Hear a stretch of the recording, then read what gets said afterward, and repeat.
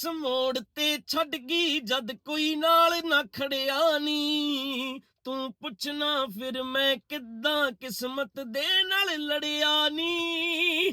ਤੈਨੂੰ ਤਾਂ ਸੀ ਖੌਰੇ ਇਹ ਦਿਨ ਏਦਾਂ ਹੀ ਰਹਿ ਜਾਣੇ, ਨਾਲ ਜੇ ਰਹਿ ਗਈ ਮੈਨੂੰ ਵੀ ਤਾਂ ਕੱਟਣੇ ਪੈ ਜਾਣੇ। ਹੁਣ ਕਿਉਂ ਤੜਫੇ ਮਿਲਣ ਮਿਲਣ ਨੂੰ ਕਰਦੀ ਐ, ਮਰ ਚੁੱਕੇ ਦੇ ਉੱਤੇ ਹੁਣ ਕਿਉਂ ਮਰਦੀ ਐ। ਮਰ ਚੁੱਕੇ ਦੇ ਉੱਤੇ ਹੁਣ ਕਿਉਂ ਮਰਦੀ ਐ।